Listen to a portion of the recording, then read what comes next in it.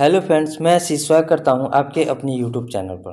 Friends देखिए, इसमें हम जो है आप सभी को पता होगा कि जो अंकित सर का वीकली मॉक टेस्ट आता है उसका हम लोग सोल्यूशन करते हैं। ठीक है, पिछले कई दिनों से मॉक टेस्ट का सोल्यूशन नहीं आ पा रहा था, उसका जो है हम थोड़ा बिजी हुए थे इसलिए नहीं आ पा रहा था। ठीक है, तो इसमें देखिए आज से हम लोग मॉक टेस्ट स्टार्ट करेंगे और जो भी पिछला 2 मॉक बचा है उससे भी हम सॉल्व कराने का पूरा प्रयास करेंगे। देखिए आज तो 27 अक्टूबर का है, तो 27 अक्टूबर वाला हम मॉक करा देंगे और बाकी का जो 20 अक्टूबर और 13 अक्टूबर का बचा हुआ है उसका भी हम मॉक सॉल्यूशन करा देंगे। ठीक है, एक बात और आपको बता दें कि देखिए हम ज़्यादा मतलब यूट्यूब पर नहीं आ सकते, जो मॉक टेस्ट है केवल उसी का सॉल्यूशन करा सकते हैं। उसका कारण है कि मेरा सीजीएल का जो है, सीजीएल का मेंस भी देना है। ठीक है, सीजीएल का मेंस भी है, तो उसके लिए थोड़ा सा हम उधर तैयारी करने में लगे हुए हैं, इसीलिए यूट्यूब पर हम थोड़ा वीडियो नहीं बना पा रहे हैं। तो संडे के संडे आपका जो मॉक आता है उसका सोल्यूशन करा देंगे और बाकी का जो मिनी मॉक आएगा उसका भी हम सोल्यूशन करा देंगे। ठीक है, तो आज की इस वीडियो में हम लोग 27 अक्टूबर 2024 का जो आपका मॉक आया हुआ है इसमें किस प्रकार से प्रश्न मैथ के पूछे गए और कैसे उसे सॉल्व करना है वो सारी बातों को हम लोग देखेंगे। ठीक है,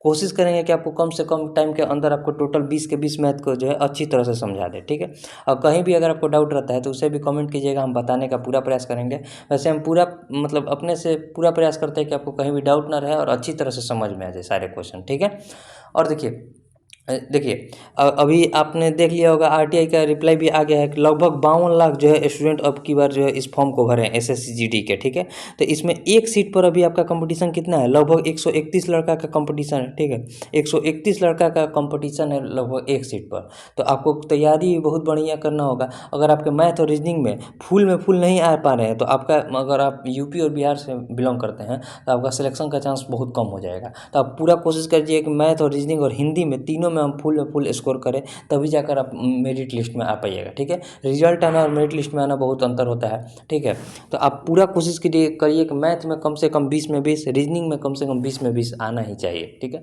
अभी से अगर आप प्रयास कीजिएगा तो इन दोनों सेक्शन में आप आराम से 20 में 20 कर लीजिएगा। ठीक है, तो देखिए इसमें किस प्रकार से क्वेश्चन पूछा गया और कैसे उसे सॉल्व करेंगे।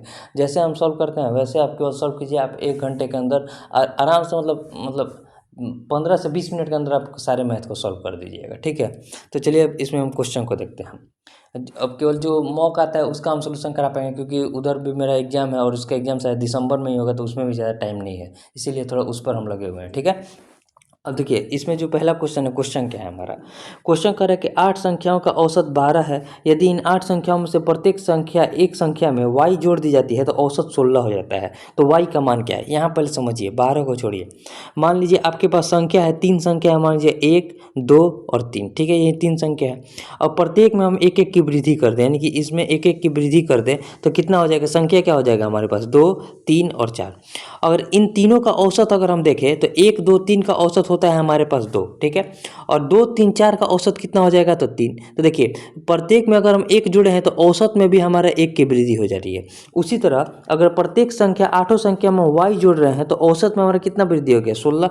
यानी कि पहले औसत था 12 का, अब औसत हो गया 16 का। तो कितना का वृद्धि हो गया, प्लस का 4 का वृद्धि हो गया। यानी कि प्रत्येक संख्या में हम 4 की वृद्धि किए हैं, तभी जाकर औसत में भी 4 की वृद्धि हो गया। तो प्रत्येक संख्या में y जोड़े हैं तो y का मान किसके बराबर हो जाएगा, 4 के बराबर। तो यहीं 4 जो हो जाएगा इस क्वेश्चन का राइट आंसर हो जाएगा। ठीक है, उम्मीद है आपको समझ में आ गया होगा, बहुत ही इजी प्रश्न है।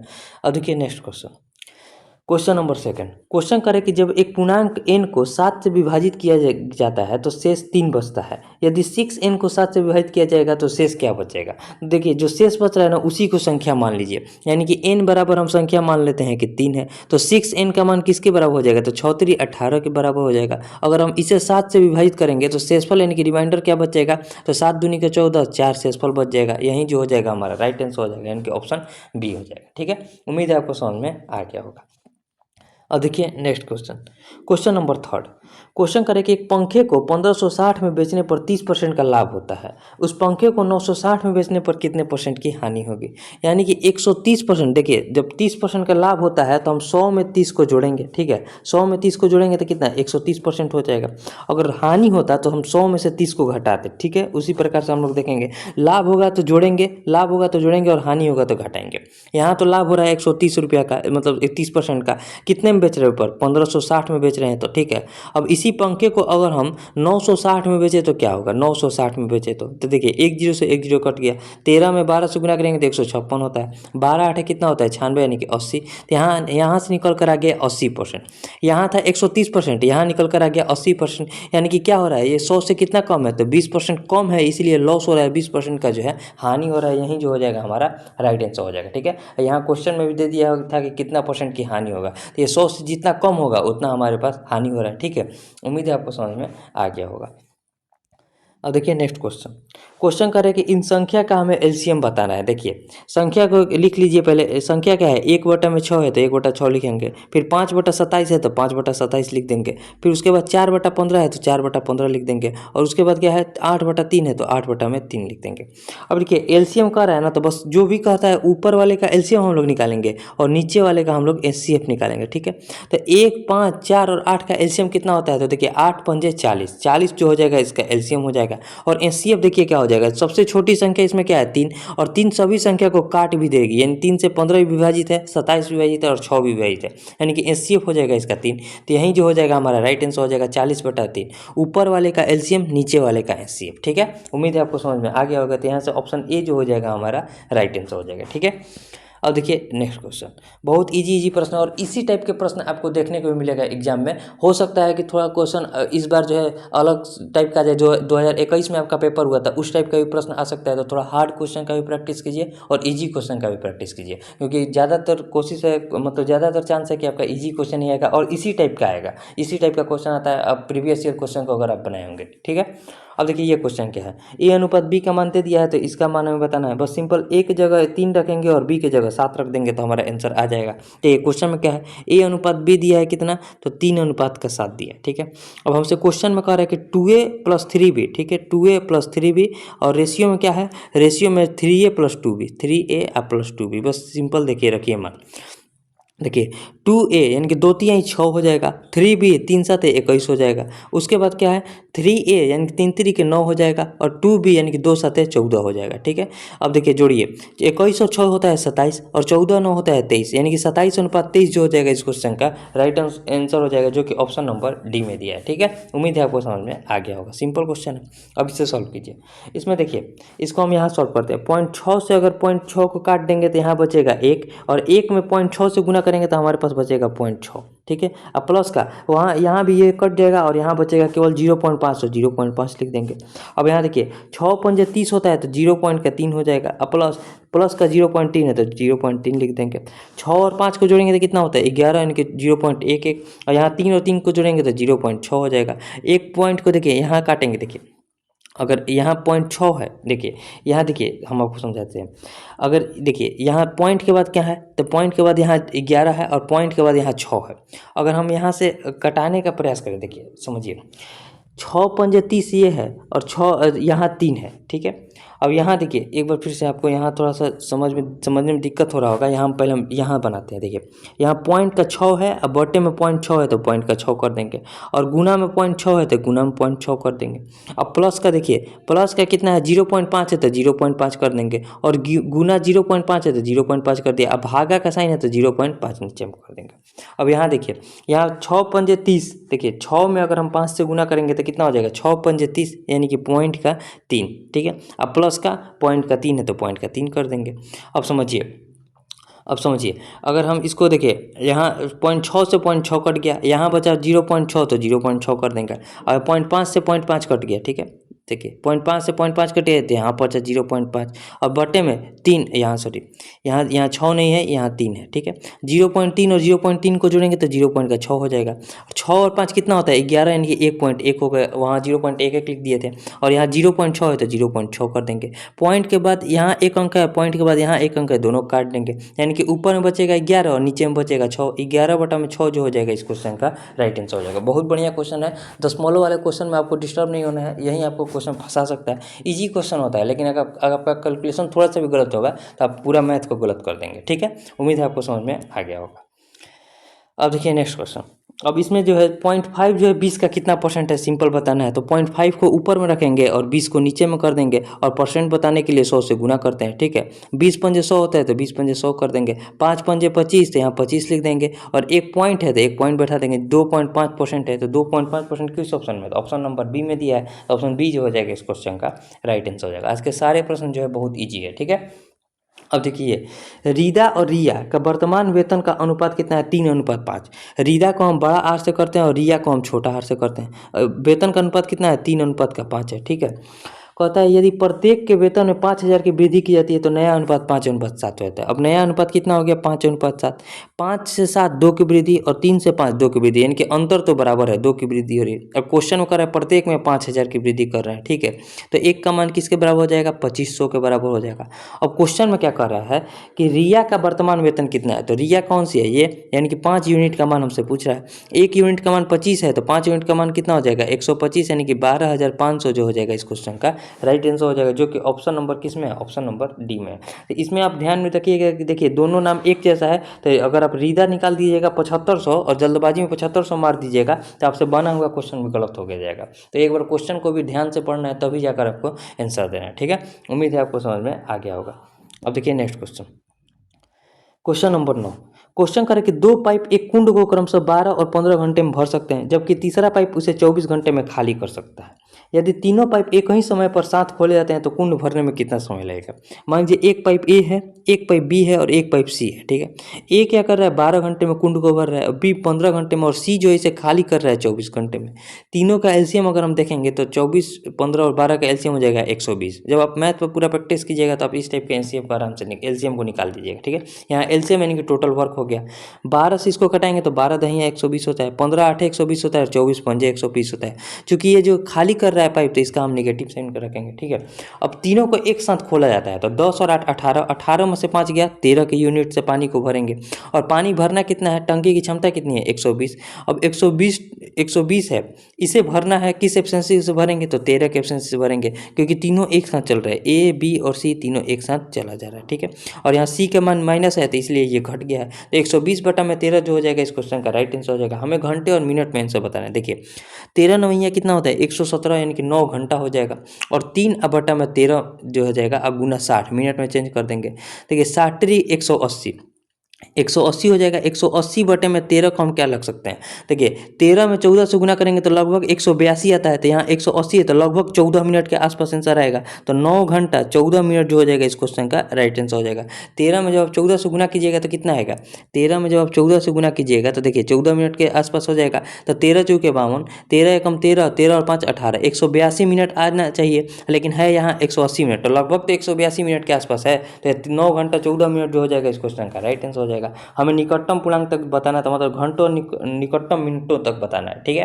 तो यहाँ से राइट आंसर हो गया हमारे पास सी। तो थोड़ा बहुत कैलकुलेशन है, थोड़ा दिमाग लगे तो आप आराम से इस क्वेश्चन को बना दीजिएगा, ठीक है। अब देखिए कह रहे कि वर्ग की परिधि 64 सेंटीमीटर, उसका क्षेत्रफल। देखिए परिधि क्या होता है, उसका परिमाप होता है, तो वर्ग का परिमाप आपको याद होना चाहिए 4 इंटू भुजा। 4a का मान दिया है 64, यानी कि 4 से कट गया तो a बराबर कितना आ गया, 16 आ गया। तो हमसे वर्ग का क्षेत्रफल पूछा है, तो वर्ग का क्षेत्रफल कितना होता है, भुजा स्क्वायर, यानी कि a स्क्वायर का मान पूछ रहा है। तो 16 का स्क्वायर कितना हो जाएगा, 16 का स्क्वायर होता है 256, तो 256 जो हो जाएगा इस क्वेश्चन का राइट आंसर हो जाएगा, जो कि ऑप्शन नंबर ए में दिया है, ठीक है। तो ऑप्शन ए पर हम लोग क्लिक करने के, तो इस टाइप के क्वेश्चन में आप 10 सेकंड भी लगाइएगा नहीं, ठीक है। अब देखिए क्वेश्चन नंबर 11। क्वेश्चन कह रहा है कि एक चोर पुलिस स्टेशन से 8 AM को साइकिल द्वारा 50 किलोमीटर/आवर की चाल से भाग निकलता है, ठीक है। एक पुलिसकर्मी 65 किलोमीटर/आवर की चाल से 9:30 AM मोटरसाइकिल पर चोर का पीछा करना शुरू करता है। थाने से कितनी दूर पर पुलिसकर्मी चोर को पकड़ लेगा। देखिए चोर 8 बजे भागा है और पुलिस 9:30 बजे उसका पीछा कर रहा है, यानी कि 1.5 घंटा में चोर कितना भाग गया होगा। तो 50 के हिसाब से 1.5 घंटा, यानी कि 3/2 में कितना डिस्टेंस तय किया होगा, तो कहेगा 25 3 75 किलोमीटर, ठीक है। 75 किलोमीटर चोर तय कर लिया होगा। अब उसके बाद उसके पीछे पुलिस जा रहा है, तो पुलिस 65 की रफ्तार से जा रहा है और चोर देखिए दोनों का डायरेक्शन तो सेम होगा, यानी कि जिस दिशा में चोर भागा होगा उसी दिशा में पुलिस भी भाग रहा होगा। अगर चोर का चाल 50 है तो पुलिस का चाल कितना है, 65। ज़्यादा के स्पीड से भागेगा तभी उसको पकड़ पाएगा, ठीक है। तो 65 और दोनों का डायरेक्शन सेम है तो चाल आपस में माइनस होगा, यानी कि 15 के स्पीड से जो है पुलिस उसे पकड़ेगा। और इतने समय में जब तक वो पकड़ेगा तो पुलिस कितना दूरी जाएगा, 65 के स्पीड से जाएगा, तो यहाँ 65 से हम लोग गुना कर देंगे, ठीक है। अब देखिए 15 पंजे कितना होता है 75, 65 पंजे कितना होता है 5 पंजे 25, 5 छः के 30 और एक 5 छः के 30 और 2 32, 325 किलोमीटर जो है थाने से इतना दूर के बाद जो है चोर पकड़ा जाएगा, यानी कि ऑप्शन सी जो हो जाएगा इस क्वेश्चन का राइट आंसर हो जाएगा। देखिए पहले हमने क्या निकाला है, उसका डिस्टेंस निकाला हुआ है कि 50 की रफ्तार से 1.5 घंटा में चोर भागेगा कितना, तो 75 किलोमीटर। फिर उसके बाद पुलिस उसका पीछा करेगा, डायरेक्शन सेम है तो 15 की रफ्तार से उसका पीछा करेगा, क्योंकि 65 का रफ्तार है पुलिस का और 50 का रफ्तार है चोर का, तो 65 में से 50 गया 15, ठीक है। उसके बाद पुलिस कितना दूरी तय किया होगा, तो 65 की रफ्तार से। यहाँ से टाइम निकल कर आ गया, देखिए डिस्टेंस अपॉन स्पीड बराबर टाइम, और टाइम में हम स्पीड से गुना करेंगे तो हमारा डिस्टेंस निकल कर आ जाएगा, ठीक है। उम्मीद है आपको समझ में आ गया होगा। अब देखिए नेक्स्ट क्वेश्चन जो है हमारे पास, मोहन एक मेज को 800 रुपये के MRP पर 10% की छूट पर खरीदता है और इसे 900 रुपये में बेचता है, तो लाभ परसेंट। अब देखिए 800 रुपये उसका MRP था और 10% की छूट पर खरीदा होगा, यानी कि 90% पर खरीदा होगा। 90% पर खरीदा होगा तो कितना रुपये में खरीदा होगा, तो 9 8 72, 720 रुपये में खरीदा होगा, ठीक है। अब देखिए कह रहा है क्वेश्चन में कि 720 रुपये के सामान को 900 रुपये में बेच रहा है, तो कितना का लाभ कमा रहा है, तो 180 रुपये का लाभ कमा रहा है। किस पर, तो इस 720 पर, और परसेंटेज बताना है तो 100 से हम लोग गुना कर देंगे। 18 चौक 72, 4 से इसको कटाएंगे तो कितना हो जाएगा, 25% का जो है लाभ कमा रहा है, तो 25% किस ऑप्शन में दिया, तो ऑप्शन नंबर सी में दिया है। ऑप्शन सी जो हो जाएगा इस क्वेश्चन का राइट आंसर हो जाएगा, ठीक है। अब देखिए नेक्स्ट क्वेश्चन नंबर 13। क्वेश्चन करेंगे साधारण ब्याज पर 800 रुपये की धनराशि 3 वर्ष में 1040 हो जाती है, तो यदि ब्याज दर 3% की वृद्धि की जाती है तो धनराशि ज्ञात करना है। देखिए अब 800 रुपया ही है, ठीक है, और हमें धनराशि ही बताना है, यानी कि 3% का वृद्धि हो गया, तो यहीं वृद्धि बताना है, ठीक है। 3% का वृद्धि हो गया कितने वर्ष के लिए, 3 वर्ष के लिए 3% का वृद्धि हो गया, तो कितना और ब्याज बढ़ जाएगा, तो देखिए 2 जीरो से 2 जीरो कटाएंगे, ठीक है। 8 तरीके 24, 24 थी, अब 72 रुपया और उसके पास ब्याज बढ़ जाएगा। पहले मूलधन कितना आता था 1040 रुपया, उसमें 72 रुपये की और वृद्धि हो जाएगी, तो कितना हो जाएगा, तो 2 7 4 11 और 1 1112 रुपया जो हो जाएगा अब अमाउंट हो जाएगा। 1112 किस ऑप्शन में, तो ऑप्शन नंबर बी में। सिंपल क्वेश्चन है, आप आराम से इस क्वेश्चन को बना दीजिएगा। मूलधन गुने दर गुने समय बटा में 100, यही होता है एसआई का फॉर्मूला, ठीक है। अब देखिए नेक्स्ट क्वेश्चन नंबर 14। क्वेश्चन करें कि यह नियत किया गया था कि 2820 रुपये की राशि को ABC के बीच इस प्रकार बांटना है कि 3:4:5 के अनुपात में उसका लाभ वितरित हो, ठीक है। लेकिन गलती से विभाजन 1/3, 1/4 और 1/5 के अनुपात में हुआ। त्रुटि से ए को कितना परसेंट का लाभ हुआ, देखिए समझिए। यहाँ ए है बी है और सी है, उन्हें बांटना था किस अनुपात में, तो 3:4:5 के अनुपात में, ठीक है। लेकिन बांट कितना अनुपात में दिया गया, तो 1/3 अनुपात 1/4 अनुपात 1/5, ठीक है।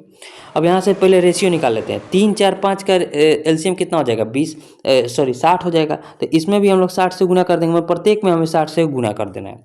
3 में 60 से गुना करेंगे तो यहाँ हो जाएगा 20, 4 में 60 से भाग देंगे, 60 में 4 से भाग देंगे तो कितना हो जाएगा 15, और 60 में 5 से भाग देंगे तो कितना हो जाएगा 12, ठीक है। यहाँ उसे राशि ए को कितना मिलता है, तो 3 रुपया मिलता है। टोटल राशि कितना है 5 4 9 और 3 12, ठीक है। और राशि की है कितना, तो 2820 रुपया को बांटना है, 2820 को बांटना है, ठीक है। 2820 को हमने बांट दिया। 3 चौक के 12 हो जाएगा, 4 से इसको घटाएंगे तो कितना हो जाएगा 4 7 28, 4 5 20, यानी कि 705 रुपया यहाँ उसको मिलता है। लेकिन यहाँ इसको राशि कितना मिल रहा है, तो 20 15 35 और 12 47, यानी कि 20 रुपया राशि मिल रहा है। टोटल राशि वितरित कितना करना है 47, ठीक है। और गुना कितना है 2820 है तो 2820 कर देंगे, ठीक है। देखिए 47 6 7 42, यानी कि 6 से 1 कट जाएगा 60 से, तो 6 दूनी का कितना होता है 12, यहाँ उसे 1200 रुपया मिल रहा है। कितना रुपया का त्रुटि हमें बताना है, त्रुटि से ए को कितना का लाभ हुआ, उसे मिलना चाहिए था 705 रुपया, मिल कितना गया 1200 रुपया, तो कितना का त्रुटि हो रहा है, तो 1200 में से 705 को घटाएंगे तो 7 5 12 495 रुपया जो हो जाएगा। ए को इतना अतिरिक्त लाभ हो गया त्रुटि से 495, यानी कि ऑप्शन बी जो हो जाएगा इस क्वेश्चन का राइट आंसर हो जाएगा। सिंपल क्वेश्चन था, उसे मिलना चाहिए था 705 रुपया, मिल गया 1200 रुपया, यानी कि 495 रुपया उसे अतिरिक्त मिल गया। यही हमसे क्वेश्चन में पूछ रहा था, ठीक है। उम्मीद है आपको समझ में आ गया होगा। बढ़िया क्वेश्चन था, यही एक क्वेश्चन जो था थोड़ा बढ़िया था। अब देखिए क्वेश्चन नंबर 15 को देखते हैं। क्वेश्चन नंबर 15 यहाँ आ नहीं रहा है, एक सेकंड रुक जाइए, शायद कुछ दिक्कत होगा। हाँ देखिए क्वेश्चन नंबर 15। क्वेश्चन करेंगे एक विक्रेता ने 15 रुपये में 5 की दर से संतरे खरीदे और उन्हें 5 रुपये में 3 की दर से बेच दिया, उसका हानि परसेंट हमें बताना है। देखिए 15 रुपया में 5 की दर से खरीदा है, यहाँ हम रुपीज़ लिखते हैं और यहाँ उसका आर्टिकल लिखते हैं, और बेच कितना में दिया है 5 रुपया में 3 की दर से बेच दिया है, ठीक है। अब जितना संतरा खरीद कर लाया है उतना संतरा तो उसे बेचना चाहिए, यानी आर्टिकल को बराबर करना पड़ेगा। तो यहाँ बराबर करने के लिए 3 से गुना और यहाँ बराबर करने के लिए 5 से गुना करेंगे, ठीक है। तो यहाँ 15 तो ये कितना हो जाएगा 45। 45 रुपये में उसने 15 संतरे खरीदे और 5 पंजे 25 रुपये में उसने 15 संतरे को बेच दिया, ठीक है। यानी कि 45 रुपये के सामान को उसने 25 रुपये में बेच दिया, तो कितना का लॉस हुआ? तो कहिएगा 20 रुपये का लॉस हो रहा है। किसको? तो किस पर लॉस हो रहा है? तो इस 45 पर लॉस होगा, ठीक है। और गुना 100 हमें परसेंटेज बताना है। 5 से इसको घटाएंगे तो 9 हो जाएगा और 5 से इसको घटाएंगे तो 4 हो जाएगा। तो 400 और बटे में 9 जो हो जाएगा इस क्वेश्चन का राइट आंसर हो जाएगा। तो 400 बटे 9 को परसेंटेज में लिखना, सॉरी पूर्णांक में लिखना है। तो देखिए पूर्णांक में क्या लिखेंगे? तो 400 है और बटे 9 है, इसे पूर्णांक में लिखिए। 9 चौके 36 हो जाएगा। 4 जीरो 9 चौके 36, 4 और बटे में 9 44 सही 4 बटा 9 जो हो जाएगा इस क्वेश्चन का राइट आंसर हो जाएगा, जो कि ऑप्शन नंबर सी में है। तो ऑप्शन सी जो हो जाएगा इस क्वेश्चन का राइट आंसर हो जाएगा, ठीक है। उम्मीद है आपको समझ में आ गया होगा। अब देखिए next question, question number 16। Question करें कि रमन एक कार्य को 8 दिन में कर सकता है, सनम और अमन मिलकर उस कार्य को 6 दिन में कर सकते हैं, रमन और अमन मिलकर उसे 4 दिन में कर सकते हैं, तो सनम अकेले उसे कितने दिन में करेगा? बहुत सिंपल क्वेश्चन है। देखिए रमन एक कार्य को 8 दिन में कर सकता है, ठीक है। यहाँ देखिए समन और अमन मिलकर उस कार्य को कितना दिन में कर रहे हैं? तो 6 दिन में कर रहे हैं। और रमन और अमन मिलकर उस कार्य को जो है 4 दिन में कर रहे हैं। तीनों का एलसीएम कितना हो जाएगा? तो 6 चौके 24 जो हो जाएगा, तीनों का एलसीएम हो जाएगा, ठीक है। अब यहाँ देखिए 8 तिरी के 24 हो जाएगा, यहाँ 6 चौके 24 हो जाएगा, 4 छः के 24 हो जाएगा। यहाँ रमन का अकेले का एब्सेंसी 3 है, तो अमन का कितना हो जाएगा? 3 हो जाएगा, तभी दोनों मिलकर 6 हो जाएगा, ठीक है। अब यहाँ देखिए अमन का आ गया 3, तो सनम का अकेले का कितना एफिशिएंसी हो जाएगा? 1, तभी दोनों मिलकर 4 के बराबर हो जाएगा। अब हमें सनम का एफिशिएंसी पता चल गया और टोटल कार्य कितना है? 24। 24 कार्य को किस एफिशिएंसी से करेगा? 1 के एफिशिएंसी से करेगा, तो कितना दिन का समय लेगा? 24 दिन का जो है समय लेगा। तो यहीं 24 दिन जो हो जाएगा इस क्वेश्चन का राइट आंसर हो जाएगा, ठीक है। उम्मीद है आपको समझ में आ गया होगा। अब देखिए next question, question number 17। Question करें कि 8,000 की धनराशि को अर्धवार्षिक रूप से चक्रवृद्धि होने वाली 10% की ब्याज दर पर निवेश करने पर यह धनराशि 9261 हो जाती है। तो समय अवधि बताना है। देखिए अर्धवार्षिक है, यानी कि ब्याज को हम लोग आधा करेंगे, तो ब्याज को आधा करेंगे तो 5% के हिसाब से रेट जाएगा। अब देखिए यहाँ फॉर्मूला क्या होता है कि अमाउंट यहाँ लिखते हैं, ठीक है, प्रिंसिपल इंटू 1 + r/100, ठीक है, 1 + r/100 के पावर टी होता है, ठीक है, टी होता है। यहाँ अमाउंट कितना है? तो 9261 रुपये अमाउंट है। प्रिंसिपल कितना है? 8,000 रुपया प्रिंसिपल है। अब देखिए अब हमारे पास 1 + r का मान हम क्या रखेंगे? तो ब्याज को हमने आधा कर दिया है, तो ब्याज का आधा 10% का आधा कितना हो जाएगा? 5%, यानी कि 5 और बटे में 100 हो जाएगा, ठीक है। अब के पावर टी है तो पावर टी कर देंगे, यहाँ हो जाएगा 20। अब देखिए यहाँ हो गया 9261 और बटे में 8,000, ठीक है। 8,000 हम डायरेक्ट यहाँ इसको लिख सकते थे 21 और बटे में 20 के पावर टी, ये हम डायरेक्ट लिख सकते थे। आपको यह समझाने के लिए केवल यहाँ 5% का मान लिखे हैं, ठीक है। अब देखिए इसको अगर 21 और बटे में 20 के फॉर्म में लिखेंगे तो ये क्या होता है? 21 बटा 20 का क्यूब होता है, ठीक है। 21 का क्यूब होता है 9261 और 20 का क्यूब होता है 8,000, ठीक है। अब बटे में 21 और बटे में 20 के पावर टी हो जाएगा बराबर में, ठीक है। अब जब इसका बेस बराबर है तो पावर बराबर हो जाएगा, टी का मान 3 के बराबर हो जाएगा। लेकिन आपको 3 नहीं मारना है, 3 मारिएगा तो आपसे गलत हो जाएगा, क्योंकि आपने अर्धवार्षिक किया है। तो ये जो भी आया है ये अर्धवार्षिक के फॉर्म में है, 3 बार आया है, यानी कि इसमें 2 से हम लोग भाग दे देंगे, यानी कि टाइम एक्चुअल टाइम कितना हो जाएगा? एक्चुअल टाइम हो जाएगा इसका 1.5 वर्ष, यानी कि 1.1/2 ईयर जो हो जाएगा इस क्वेश्चन का राइट आंसर हो जाएगा। अगर आप इस 3 को क्लिक करते हैं तो आपसे बना हुआ क्वेश्चन गलत हो जाएगा, क्योंकि आपको क्वेश्चन में देखना है कि अर्धवार्षिक आप संयोजित किए हैं, ठीक है। तो अर्धवार्षिक किए हैं तो आपको समय में भी आधा करना होगा, जो भी समय निकल कर आएगा। तो 1.5 वर्ष जो हो जाएगा इस क्वेश्चन का राइट आंसर हो जाएगा। तो 1.5 वर्ष यानी कि ऑप्शन नंबर बी जो हो जाएगा इस क्वेश्चन का राइट आंसर हो जाएगा, ठीक है। बढ़िया क्वेश्चन था, उम्मीद है आपको समझ में भी आया होगा। अब देखिए नेक्स्ट क्वेश्चन करें, एक कार पहले 180 किलोमीटर की दूरी 20 किलोमीटर पर आवर की चाल से तय करता है, या अगले 210 किलोमीटर की दूरी 35 किलोमीटर पर आवर की चाल से तय करता है। कार की औसत चाल हमें बताना है। देखिए एवरेज स्पीड बताना है कार की। पहले उसने 180 किलोमीटर गया है, फिर उसके बाद उसने 210 किलोमीटर तय किया, ठीक है। 180 को अगर 20 के रफ्तार से चलेगा तो कितना टाइम लेगा? 9 घंटा। और 210 को अगर वो 35 के रफ्तार से चलेगा तो 35 छः का 210 होता है, तो 6 घंटा यहाँ ले लेगा। 180 और 210 21 18 39 होता है, 390 अब बटे में 15 हो जाएगा। 5 से इसको कटाएंगे, देखिए 3 से कटाते हैं तो 5, और 3 से इसको कटाएंगे तो 130 हो जाएगा। 5 से इसको कटाएंगे तो कितना हो जाएगा? 26 किलोमीटर पर आवर जो हो जाएगा इस क्वेश्चन का राइट आंसर हो जाएगा। यहाँ समझिए, देखिए एवरेज स्पीड का फॉर्मूला जो होता है total distance upon total time, उसने इतना डिस्टेंस तय किया और इतना टाइम में तय किया, तो 26 का स्पीड जो हो जाएगा उसका एवरेज स्पीड निकल कर आ जाएगा, ठीक है। उम्मीद है आपको समझ में आ गया होगा। अब देखिए क्वेश्चन नंबर 19। क्वेश्चन 19 में कह रहा है कि 6 सेंटीमीटर आधार की त्रिज्या और 8 सेंटीमीटर ऊंचाई वाले शंकु का संपूर्ण पृष्ठ क्षेत्रफल क्या होगा। शंकु का हमें संपूर्ण पृष्ठ क्षेत्रफल बताना है। पहले आपको टोटल सरफेस एरिया का फॉर्मूला याद होना चाहिए। शंकु का क्या होता है, पाई आर, ठीक है, पाई आर इंटू आर प्लस का एल। अब देखिए हमारे पास आर है लेकिन एल नहीं है। एल का मान कैसे निकालते हैं, तो रूट अंडर का आर स्क्वायर प्लस का एच स्क्वायर। आपको टोटल फॉर्मूला यहाँ हम रिवाइज कराते हैं, ठीक है। अब देखिए आर स्क्वायर कितना है, तो 6 का स्क्वायर 36, 36 और 64 को जोड़ेंगे तो कितना हो जाएगा, रूट अंडर 100 हो जाएगा, जो कि एल का मान निकल कर आ गया हमारे पास 10। अब सिंपल इसे रख देना है। पाई की जगह हम 22/7 रखेंगे तो 22/7 कर देते हैं। आर की जगह हम 6 रखेंगे तो 6 रख देंगे, और 6 और 10 को, एल का मान कितना आता है 10, 10 और 6 को जोड़ेंगे तो कितना हो जाएगा 16 हो जाएगा। अब देखिए इसको तोड़िए, अगर इसको हम तोड़ते हैं तो 2 इंटू का 11 करेंगे, 11 से गुना करना हमारे लिए आसान होता है। 16 छक्का 96, 96 दूनी कितना होता है 192, यानी कि 192 और गुना का 11 और बटे में 7 है। अब देखिए, अब यहाँ देखिए अगर हम इसको देखिए, अगर 96 अदुनी का 192, अब देखिए अब इसे गुना करते हैं, 2 इकाई अंक 2 है तो 2 लिख लेंगे, 11 से गुना करने का नियम बता रहा है। 9 में 2 को जोड़ेंगे तो 11 हो जाएगा, 9 में फिर 1 को जोड़ेंगे तो 10 हो जाएगा, ठीक है, 9 में 1 को जोड़ेंगे तो 10 हो जाएगा। यहाँ देखिए 9 1 10, सॉरी यहाँ भी 11 हो जाएगा, सॉरी यहाँ समझिए, फिर से समझाते हैं आपको। 2 इकाई अंक है तो 2 लिख देंगे, फिर अगले वाले के साथ जोड़ेंगे, 9 और 2 11, हाथ में लगा 1 हमारे पास, फिर 9 और 1 10, 10 और 1 11 हो जाएगा, और 1 और 1 2 हो जाएगा, 2112 और बटे में 7 हो जाएगा। अब इसे भाग दीजिए, 7 3 21 होता है तो 3 कर देंगे। अब यहाँ देखिए 1 12 उतारेंगे तो 1 जीरो पर उतारना पड़ेगा, और 12 है तो 301 दशमलव समथिंग आएगा एक ही ऑप्शन में। अब ऑप्शन को भी देखते रहना है, तो 301.71 इसी ऑप्शन में, तो यहीं जो हो जाएगा हमारा राइट आंसर हो जाएगा। थोड़ा बहुत कैलकुलेशन है लेकिन आपको ऑप्शन के देखिएगा तो आप आराम से इस क्वेश्चन को बना दीजिएगा। यहाँ से राइट आंसर हमारे पास ऑप्शन नंबर ए निकल कर आ गया, ठीक है। उम्मीद है आपको समझ में आ गया होगा। इसमें आपको केवल टोटल फॉर्मूला याद होना चाहिए था, ठीक है। अब देखिए नेक्स्ट क्वेश्चन, क्वेश्चन नंबर 20, आज का आखिरी सवाल। क्वेश्चन करें 2019 में एक गांव की जनसंख्या 30,000 थी। 19 से 20 और 20 से 21 की जनसंख्या की वृद्धि 15% और 25% रही। तो वर्ष 2021 में जनसंख्या मतलब क्या रहेगा।